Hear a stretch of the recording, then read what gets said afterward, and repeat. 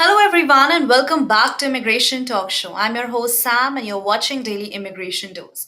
So, today we are here with another very exciting and very timely topic that is majorly important for the H-1B visa applicants. But before that, let me also read out this very important disclaimer.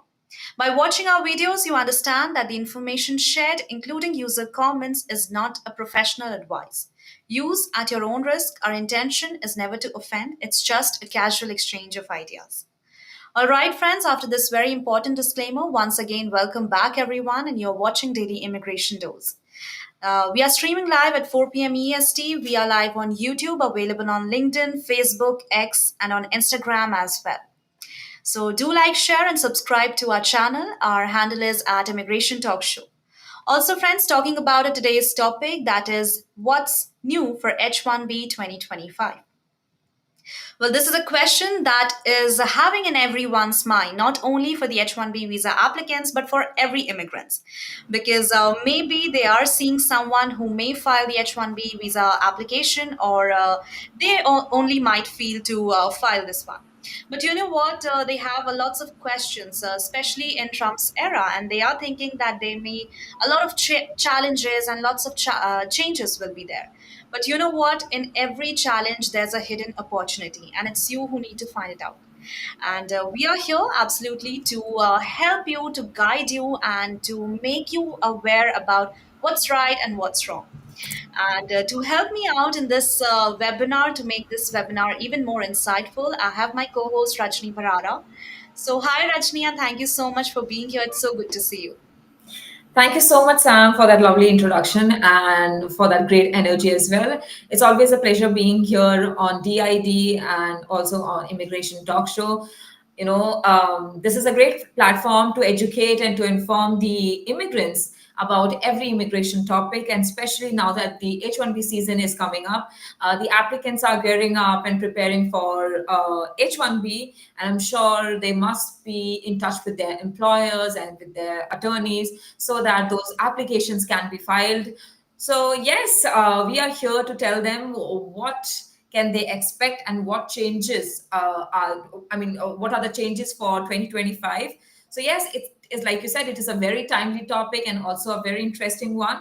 We will try to not make it boring, because every time there is an update, I know the applicants try to find a platform where they can understand about the changes, where they can understand about what is actually taking place and what changes are being made, so that they can understand that them in a very simplified manner. But they are not able to find such platforms even when they meet with their attorneys or have a discussion with their attorneys. So they also use very technical language, and very the words that they use are very technical, which is not, at least for the regular people or the normal people to understand. They find it difficult, right? So today Mhm. on this platform, with via Immigration Talk Show, what we are going to do is we are going to simplify each and everything and each and every update which will happen in 2025 for the H-1B applicants, and we are going to explain them to you, you know, as simple as we can. So yes, we are here for an hour. Stay with us, and it is going to be an interesting one, guys. Absolutely. And with that, friends, the best part of our webinar is you can also participate by dialing this number that is on the screen, 425-436-6335, with the access code 988888. It's 5 times 8. So please join us, and also let us know if you are an H-1B applicant or looking to be someone, or trying to file this application. We would love to have your words also into this conversation. And definitely, let's start our this episode. Rajni, please go ahead and let us know the first change about the H-1B new rule in 2025. Absolutely. Thank you so much, Sam. Guys, there are a lot of changes that are going to happen in 2025 in terms of H-1B. People are really worried about whether those changes are positive or negative.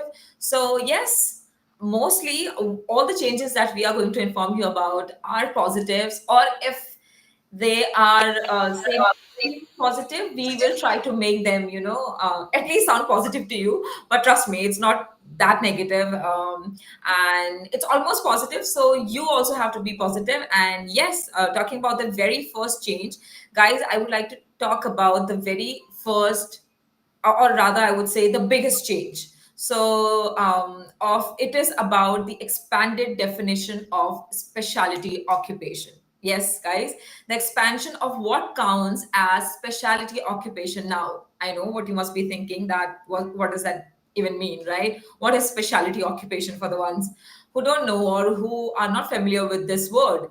So let me break it down for you guys. So, guys, previously an H-1B job had to fit a very specific and somewhat, I can call it outdated, an outdated definition of a specialty occupation. The rule was actually set way back in 1990, when computer were the size of refrigerators and the internet was barely a thing. So but guys, let's be honest, the job market today, it looked nothing like how it was 30 years ago. Yeah. So now we have got an entire industry that didn't even exist back then.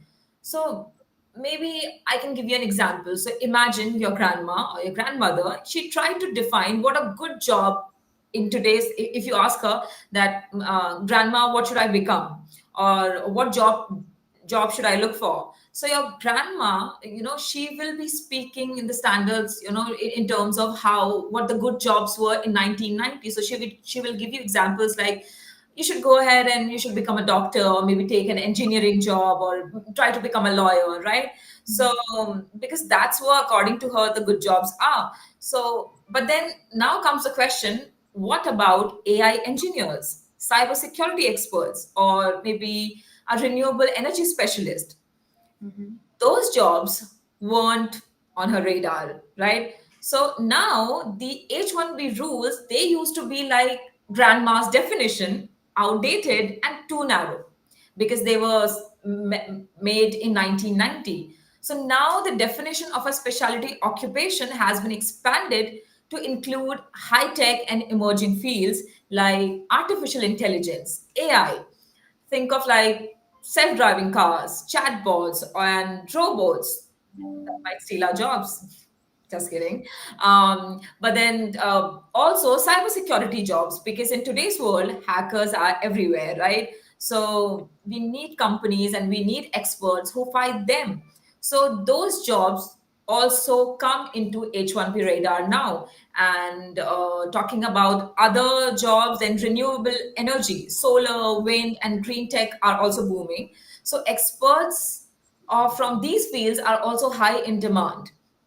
And talking about another sector, biotechnology. So, guys, from vaccine development to gene editing, this field is also revolutionizing medicine. So, these experts are also needed. So, H-1B specialty occupation also talks about these sectors. So if you have jobs coming from these sectors, you can apply, and you will be, you will be under the radar of H-1B visa. So yes, these changes are huge, because it means that if you're working for one of these industries, you will have a much better shot at qualifying for an H-1B visa. Now the times are gone when only if you're a doctor, a lawyer, or maybe an engineer, you can qualify for H-1B visa. Now that you have such jobs, you can also qualify for H-1B visa. So now what will happen is, it will also help companies that are struggling to find talent in these cutting edge fields. Because earlier companies used to look for, because the H-1B visa weren't allowing these jobs, but then there were companies who wanted to hire such experts. But because of the constraints from H-1B visa, or from the visa side, these companies weren't able to hire such experts. But now they used to struggle, basically. But now what will happen is, these companies who are struggling to find talent will be able to find talent, because of the help of the specialty occupation in these cutting edge fields. Yeah. So bottom line, the H-1B program is finally catching up with reality. The world has changed, jobs have changed, and now finally immigration rules are also changing, and changing for good. So this is one of the major change that has happened in the H-1B visa world or H-1B visa immigration world. And yes, Sam, I hope I try to not make it boring, because sometimes what happens is, when while understanding these kind of rules, the H-1B applicants, they find them boring, and then they are not interested, and then they are not able to understand what exactly it is. But then I hope I try to make it interesting, and I try to simplify it. And I would like to know from you that, was I successful doing that? Absolutely. I think you shouldn't even question that because you put up a very great example. So I'm sure our audience really get a clear picture with what you explained and with the very first change, that was very important to mention. And I think this is a very, I would say, interesting change because now we can see a better job opportunities will also be there and different sectors will also improve. After all, AI is like a major part of our daily life, isn't it? So how can we forget that? I mean, absolutely, how can DHS can forget to include that very important job sector? Mhm. So thank you so much, Rajni. I'm sure our audiences are really, understanding the very first change. And with that, friends, I also would like to go ahead with the second major change, and that's about modernizing criteria for specialty occupation. So Rajni explained about the jobs that are being added, but now I would like to say something about the definition of specialty occupation because now in this H-1B modernization rule that has been changed a bit and that has been modernized a bit. So earlier, what used to happen, friends, that the specialty occupation, the employers who wants to hire the foreign worker, they were being very much specific about the jobs that they want to look towards the foreign workers. But now, what they have to do, they have a broader option.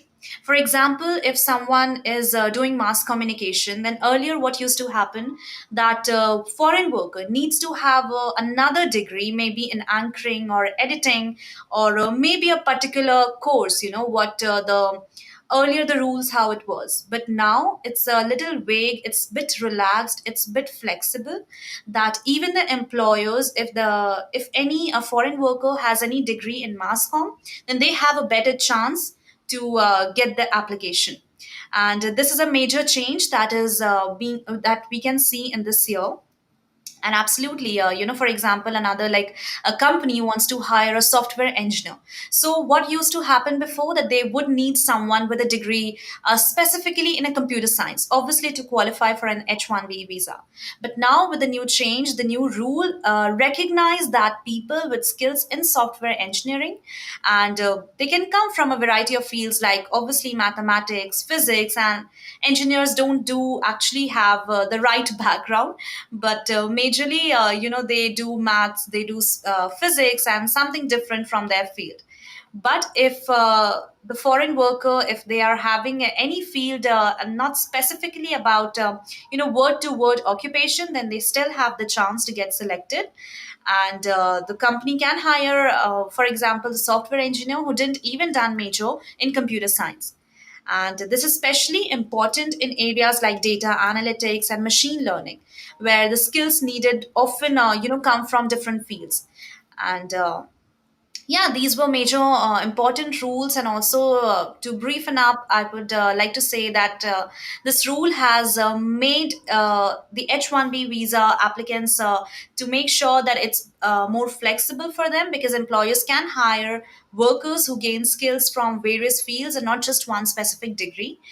And also tech and science fields like this is especially helpful for those industries where specialized skills can come from different educational paths like data analytics or machine learning.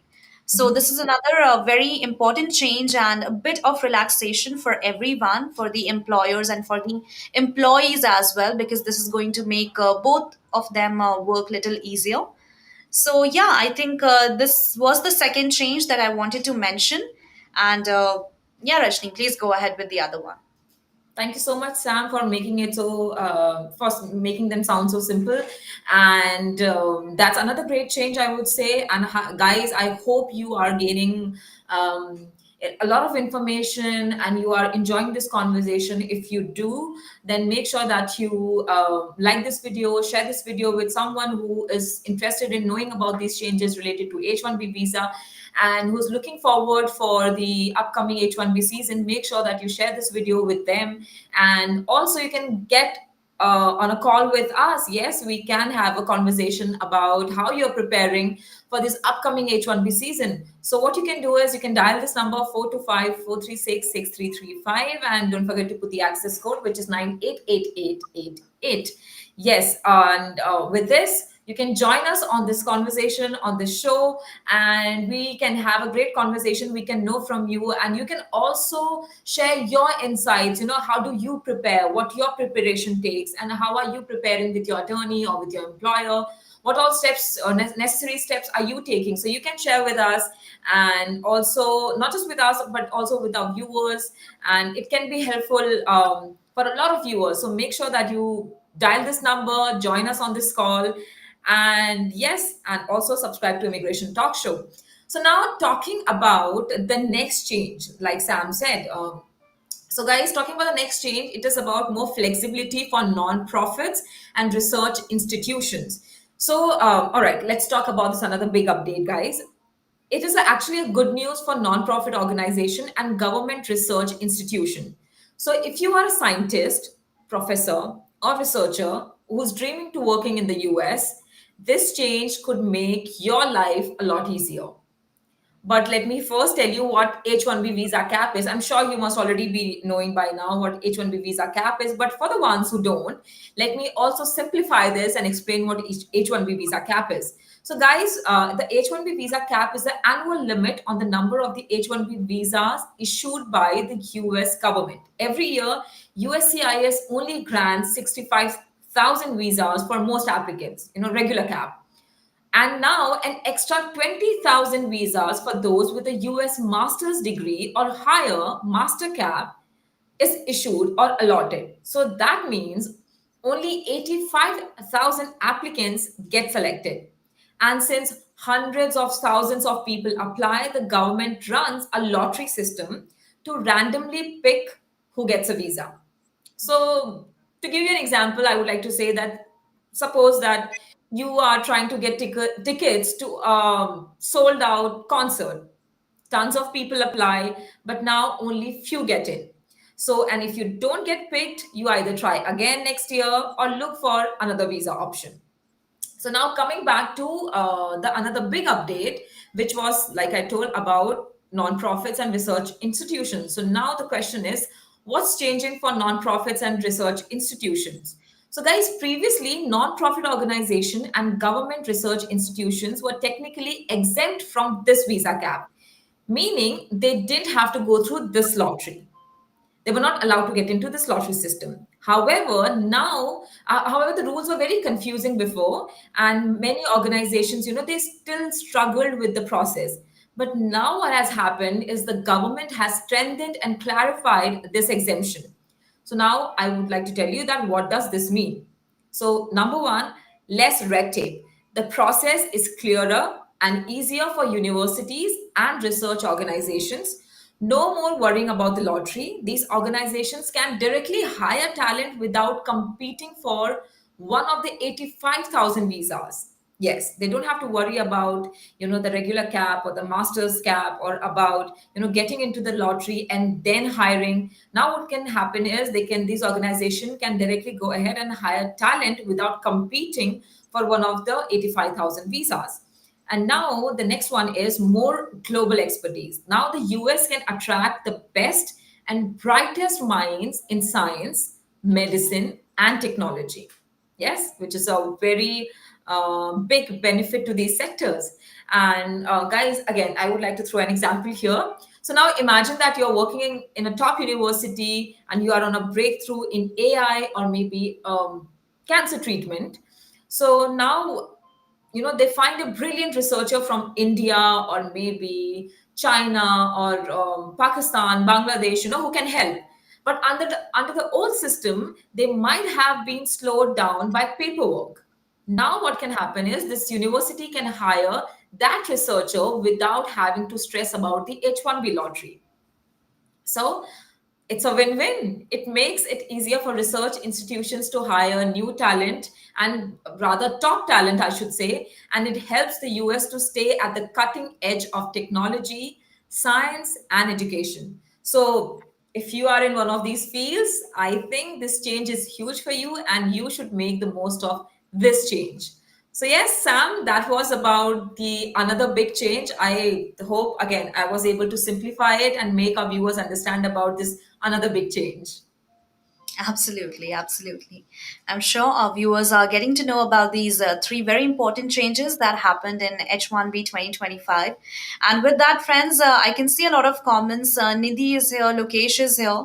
So, guys, go ahead and, we are here for an hour. So make sure to comment everything, whatever you want to, and we will definitely talk about it. We will take those comments, in our show, and we'll definitely have a great discussion. So let me go another with another key change that's again very important, and that's about streamlining the approval process. So, Rajni, majorly the H-1B applicants have been struggling a lot regarding the approval process because they have been complaining that it's so time taken, it takes a lot of time. And also, the H-1B visa applicants, those who have already applied earlier, they again have to go ahead and redo the whole process, from the beginning till the end. But the great news, I would say, a big news for them to relieve is that now they don't have to worry about it because it's something, that now they have to. I mean, they are getting the new opportunity that now the visa is going to be a little easier for them. So I think this is something great that our viewers should know about it. And absolutely, what else can be better than having the process smoother, faster, and quicker? And for that, friends, a big improvement in the H-1B process is how fast applications can now be approved. So this means that if you have been in the US on an H-1B visa and are switching jobs or renewing your visa, then this process is becoming more quicker and more faster. So before you have to redo the whole application, even if nothing have changed. And now USCIS can use your past approval to fast track your new application. So this is something that USCIS is trying to make the process smoother and faster. And this change is going to benefit both the employers and the employees because it will definitely reduce the time and cutting paperwork and helping businesses, to keep their valuable talent. So now the USCIS can use your previous approval to fast track your new application. And this is a major improvement for both employers and employees as it reduces the wait times and also cut down paperwork and a lots of different formalities that needs to be done after again. So, yeah, I think this approval process is faster, quicker, and beneficial for workers who were previously approved because it was becoming really hectic for them for applying everything from the beginning and then repeating the whole process.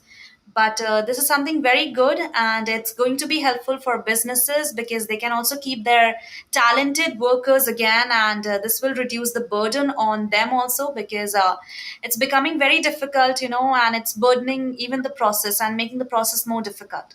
But I think 2025 has lots of opportunities, and absolutely, most of the people are thinking it's Trump's era, so there are challenges. But as I said, in every challenge, there's a hidden opportunity. It's you who need to find it out. And friends, we are here absolutely to make you aware about all the challenges and changes. So make sure to like, share, and subscribe to Immigration Talk Show so that we become the first platform to let you know about any latest update or any latest changes that happens in the world of immigration. Yeah, Rajni, please go ahead. Absolutely, Sam, and I think we already are. As soon as there is an update, we make the effort to inform our audiences and our viewers about it, and we do inform them. Yeah.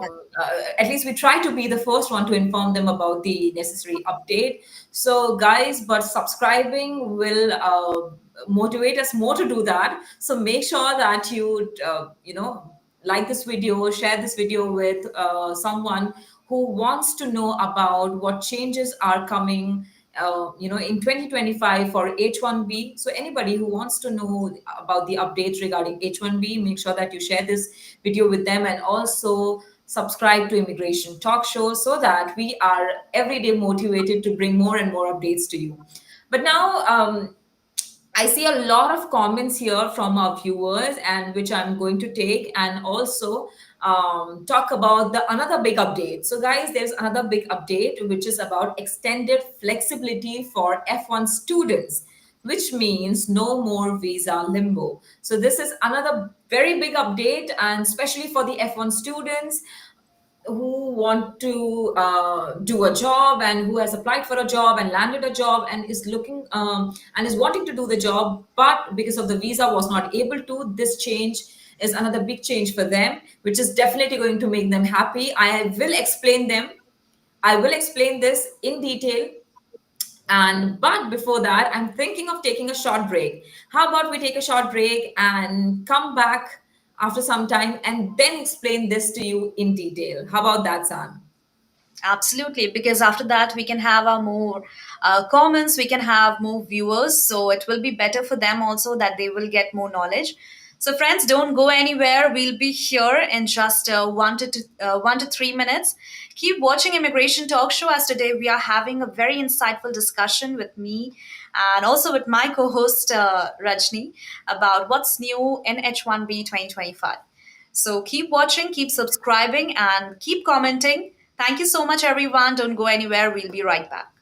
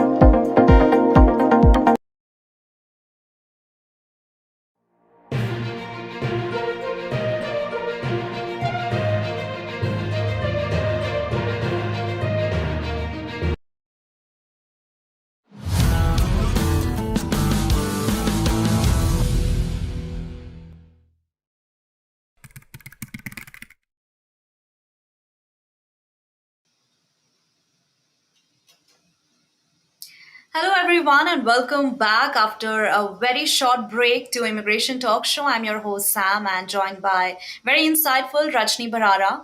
And today we are having a great discussion on what's new H-1B in 2025. Until now, we have discussed three major changes, and I think four, Rajni, right? And the fifth one was about to be I told by. think so. Yes, I Yeah, forgot the four. count because they were so interesting and so nice.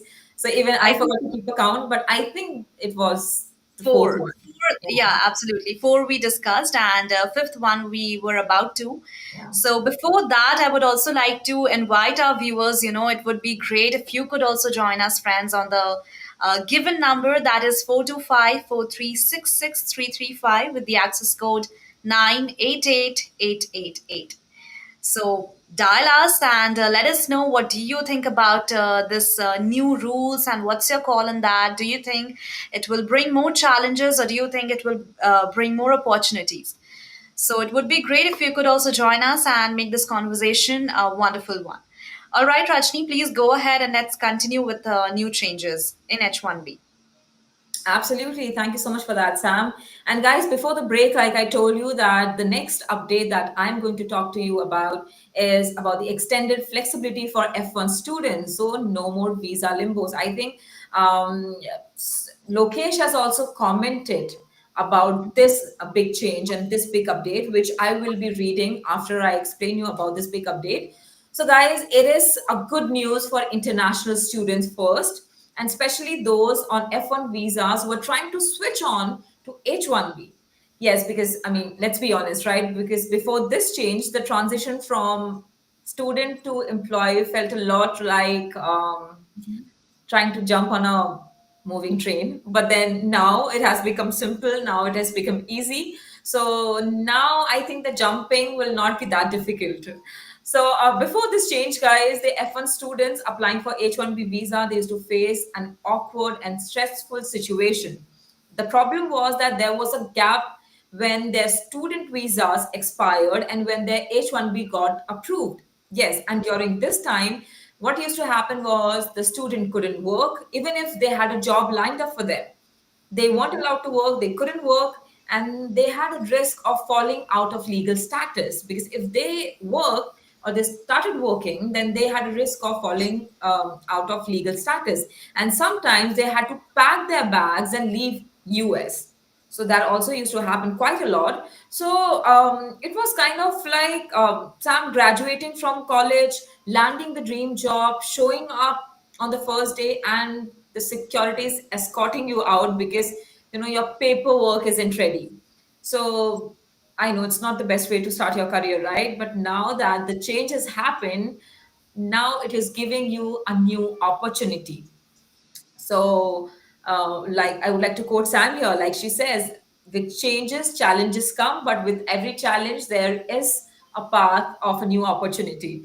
So, yes, guys, this is going to give you a lot of new opportunities. Now, F1 students can keep working while their H-1B visa is being processed. Now, there's going to be no more visa limbo. They won't have to leave the US or sit around waiting. And a smooth transition from student life to full time employment will be smooth and easy. So now I would also like to talk about that. Why does this matter? So guys, like industries like technology, engineering, healthcare, they depend on skilled international students, right? So this change, what it will do is this will keep top talent in the US, avoiding unnecessary disruptions for both students and also for employees. Now, again, I would like to throw an example here. So let's say someone named Priya, who is an F1 student who maybe just got graduated with a degree in computer science. She lands a job at a big tech company and gets an H-1B sponsorship, and everything seems great. But because of the old rules, she had to stop working while her visa was being processed. So, meaning now instead of working, what she is left to do is she had to watch Netflix. She had to watch Netflix instead of writing codes, right? Because she's not allowed to work. So now what will happen is, but now what will happen is now she no more has to watch Netflix. Now she can keep working with no interruptions. And guys, let's be real, her employer is also will be just as happy as her, because hiring and then not having the employee work, nobody wants it, right? Especially the employer. Why would they want, they are hiring an employee and then the employee is not allowed to work because of whatever reasons. But of course an employer will not like it, right? But because of this change, not only the students, or like my example, Priya will be happy, but the employer will be as happy as Priya or those students who have got landed the job. So the bottom line is, if you are an F1 student, this is actually huge. No more unnecessary stress, no more scrambling to leave the country, and no more career pauses. Just a clear, simple path from student to employee. So finally, if I'm allowed to say, some common sense in immigration policy, right, Sam? Of course, kind of. Okay, so I think that was brilliantly explained, and that too in a very fun way. So thank you, Rajni, for putting up that and making these understanding important insights in a very interesting way. And with that, I would like to go ahead with my very next pointer that I would Okay, like sorry to to point. interrupt you, Sam, but like I said, something similar to what I explained. Lokesh has also Yeah. commented. So what Lokesh says is the new regulations provide enhanced protections for certain F1 students, facilitating a smoother transition from student status to H-1B employment. This includes provisions that allow students to remain in the US while their H-1B petitions are pending. That's right, Lokesh. And if you are one F1 student who is happy about this change, so I would say congratulations. And yes, maybe if your friends are not informed about these changes, make them informed about it, or maybe do one thing, share this video with them so that they make themselves aware by watching this video, right? So yes, this is a huge change, a very big change, and which is not only going to make the students happy but also the employers also happy. So yes, Sam, please go ahead with your next big change for the H-1B visa. All right. So here I would like to mention about the other big change, and that's too very important. Basically, it's for business owners and entrepreneurs. So eligibility for H-1B beneficiaries with controlling interest. So, friends, this is a great news for entrepreneurs specifically because the new rule now allows business owners also to have their own significant control over their company. And it's the best thing that they can qualify for an H-1B visa under certain conditions. So earlier, if we talk about past, then what used to happen if you owned a company, then it was really hard to sponsor yourself for an H-1B visa. But now you have that chance, you have that opportunity that if you own a company, you have the right to sponsor yourself for an H-1B visa. And there are clear rules in place making it possible for businesses, for business owners also and founders also to get an H-1B visa if they meet certain requirements. So this change is especially helpful for startups and for entrepreneurs also who wants to bring in global talent, or even want to have more foreign workers working in their company, or even to secure their own H-1B visa as they grow their business in the US.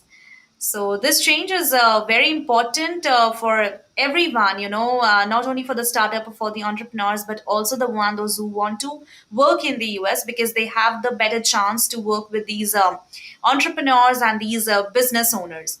So I think, yeah, this is very important, and this is again a very, I would say, bringing a very good chance for anyone who wants to work in the US. And absolutely for the entrepreneurs and for the owners, they have a better chance, they have a better opportunity also to look for the H-1B visa as they can file it by their own. And yeah, I think just to summarize it up, I would say that there are certain key points like, firstly, business owners and company founders can now qualify for an H-1B visa under conditions. And this is helpful for startups and entrepreneurs who want to sponsor themselves or bring in the global talent. And absolutely, clear guidance are provided to ensure compliance with the new rules. So, friends, this was the other major update that is being brought up in the H-1B modernization rule in 2025. And with this, if you have any question or would like to know more about it, then please let me know in the comments below. Because, from my end, I just have this much information to talk upon it. But if you would like to add on it or you would like to say anything about this major change, then go ahead and feel free to comment in the comment section. Absolutely. Thank you so much for letting us know about that big update, Sam. Now, guys, let me talk about another big update. It is about the increased program integrity. So, no more H-1B shenanigans. Okay, so now let me simplify this. So, guys, now about this particular change, USCIS is actually cracking down on companies that try to game the system. That means more inspections, more accountability, and fewer phantom jobs. So now I think everybody will be very careful, and especially with the new administration, every like people are already worried about more inspections, more stringent rule, more strict rules. But now USCIS has also said that they are cracking down on companies that are trying to game the system, because whenever there are talks about H-1B visas, there are also talks about frauds and scams that happens because of H-1B visas. So a lot of employees and a lot of people get scammed by these frauds. So now what USCIS is going to do is they are going to crack down on companies that are trying to game the system. So guys, now if I talk about past, what used to happen in the past is some companies, they used to find ways to misuse the H-1B program. If I like tell exactly what used to happen, so some companies would file H-1B visas before they actually had a real job for their workers. And someone would submit job details in the labor condition application, LCA, that magically changed when submitted the actual H-1B petition. So imagine that. And a few were just like used to happen, which were like not exactly playing by the rules. So through these ways they used to game the system, or at least we can say try to game the system at least. So now basically it was if I were to give you an example, I would say that it was like reserving a seat at a restaurant before the restaurant is actually open. There's no restaurant, it is supposed to open or maybe about to open, but someone has already reserved a seat there, which doesn't really make sense, right? So now what USCIS is saying is now that show us the actual table before we let you make the reservation. So now they have to follow what USCIS is telling. So let me tell you what's changing with this rule. So the new rule tightens oversight and make sure that companies are doing things right way. USCIS can now conduct more site inspections, meaning companies better have an actual office, actual employees, and an actual job writing for the H-1B worker. Employer must prove the job is real. Yes. Can you imagine that earlier the job also used to be fake? But now they have to prove that the job is real. If they are hiring an H-1B worker, the position must actually exist starting from day one. The LCA must match the H-1B petition. That means no funny business with salary, job locations, or duties. Everything has to be consistent. So these are few things that they have to do in the right manner or in the right way. And now let me talk about why this matters. This is a big deal because it helps ensure that the H-1B programs remain fair and is used for actual job openings. And genuine employers and workers aren't hurt by companies that exploit loopholes. And of course, processing is smoother. Fewer fraudulent applications means less back and forth and fewer RFEs and faster approval for legit cases, for real cases. So, guys, if you're an H-1B worker, you get a job offer, pack your bags, and land in the US. Let's suppose, because earlier it used to happen. So, you have found out, I mean, you're an H-1B worker, you get a great job offer, you pack your bags, you land in the US, and then after landing in the US, after reaching the foreign land, you find out that the employer doesn't actually exist, Yeah. and or maybe if the employer exists, there is no actual project for you, right? Mhm. So now what used to happen is, the applicant or the employee is stuck with waiting, confused, and sometimes also maybe in legal trouble. But now, under these new rules, companies have jobs which are ready to go. So Yeah. now they will no more be will call you when something comes up, because earlier this used to happen, but now there you will not be getting calls like these. And now, as soon as you land in the US, you will be having a real job. And yes, no visa hurdles or no problems, no legal troubles, and no I should say nonsense calls. You will directly land a job. And the bottom line is, guys, basically USCIS is telling you that play by the rules or don't play at all. And honestly, that's, I think, good news for everyone, because that's a fair play, right? So, guys, that's it. And these were some rules from my side. Sam, if you are left with any other rule that you would like to tell our viewers about. Absolutely. There's one last rule, and that's again very important. But Rajni, the last rule that you just explained right now, I Mhm. think it's very important, and it's really going to be. We can see a little strictness towards this rule, but it is obviously for the betterment of for everybody, for the employers, for the employee, for the workers, for everyone. So I think, friends, you have to be a little positive about it. You have to, put up trust on USCIS, because they know how much exploitation is being taking place, how much illegal agents or those fraud agents have been misusing the system. So only for the sake to keep you guys safe, and nobody should, I would say, be a part of this, fall into any trap. So just to make you safe, these new rules and new changes are being implemented. And with that, here's another, the last change I would say that is again very important. And this is about revised Form I-129. So finally, the rule introduces a new version of Form I-129, which is used to apply for H-1B visas.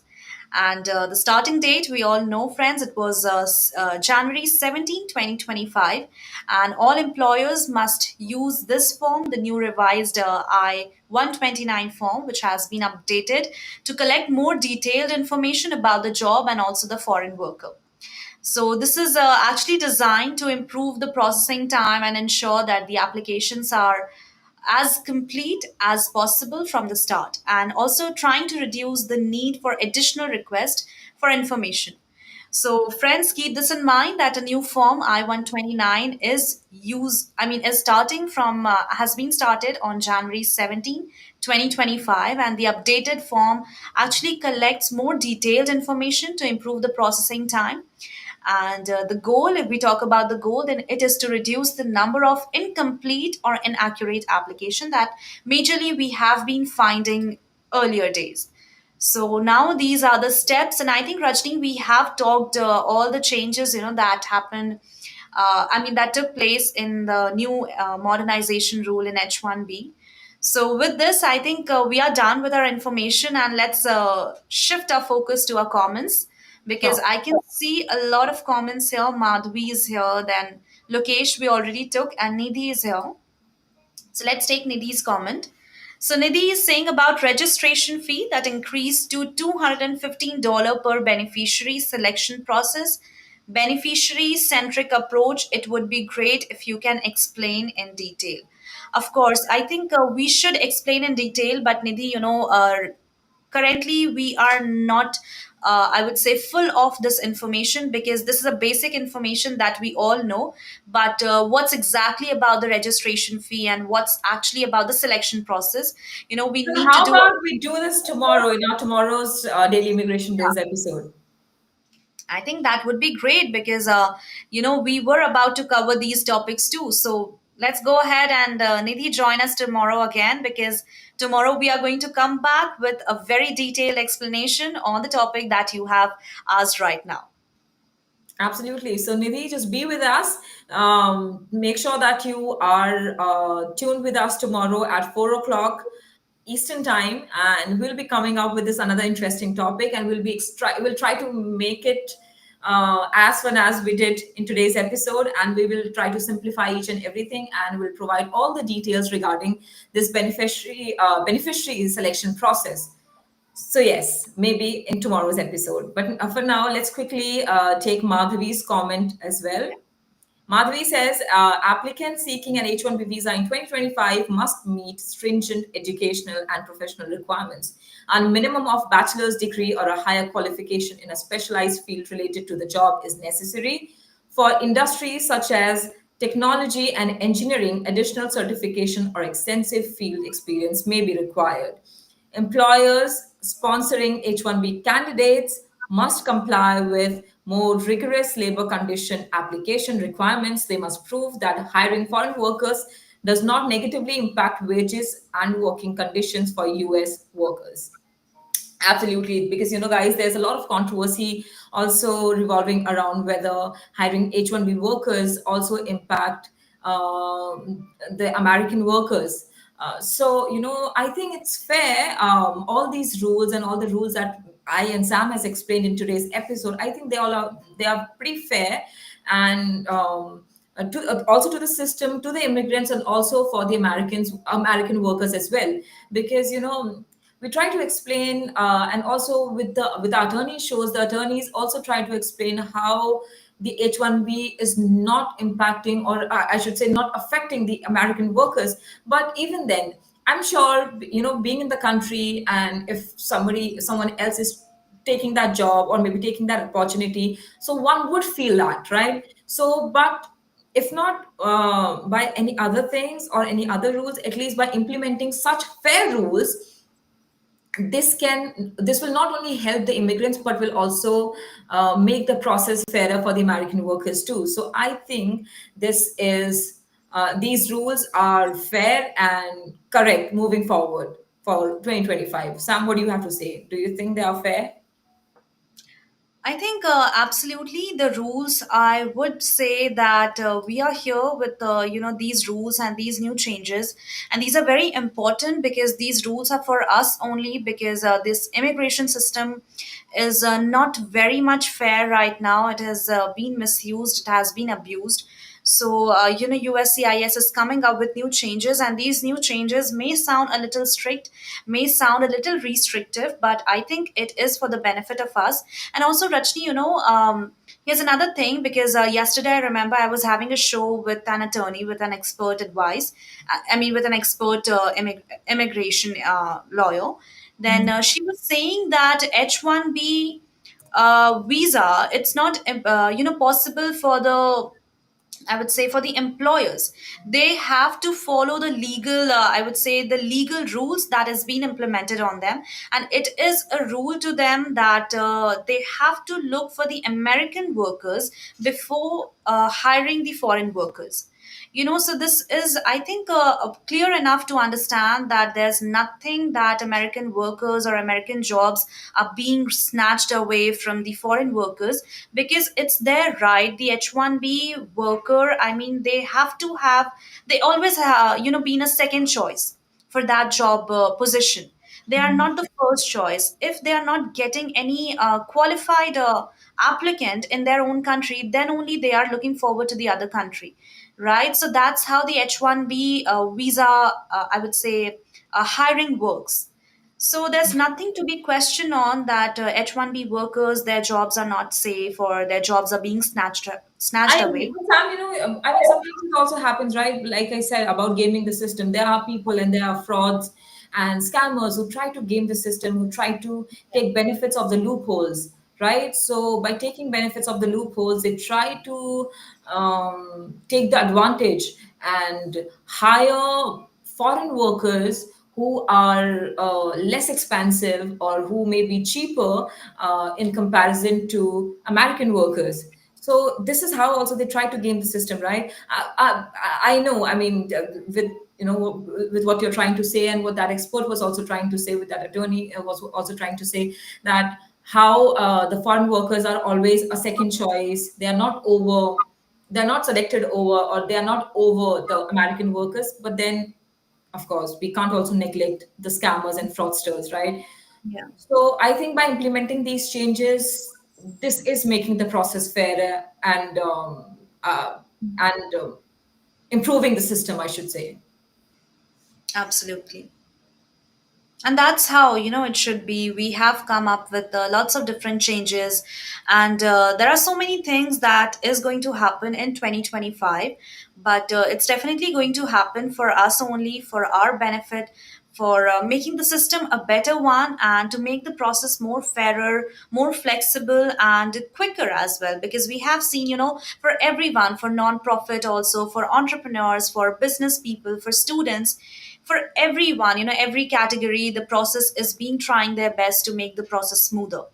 So I think this is a very good thing, and this is a time to cheer up everyone, because it's nothing like people are so scared regarding Trump's 2.0 era, and they are seeing that the process is obviously not scrutinized, and there are not much challenges.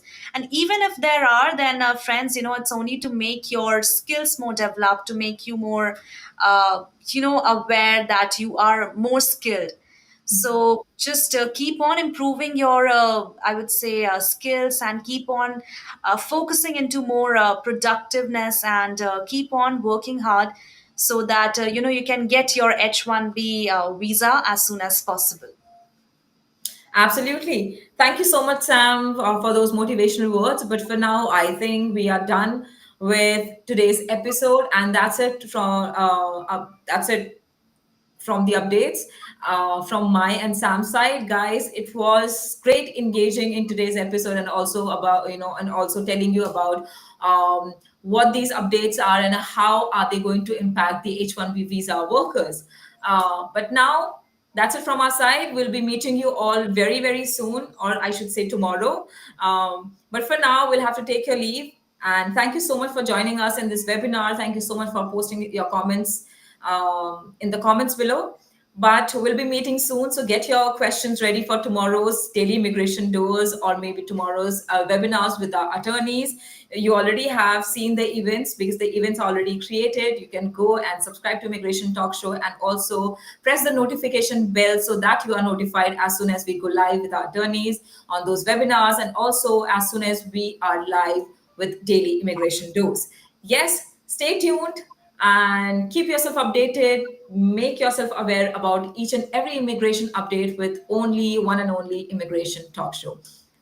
Before I leave, I would say thank you so much again for joining us. We'll see you all tomorrow. For now, bye. Take care. Keep watching. Keep subscribing. Immigration Talk Show.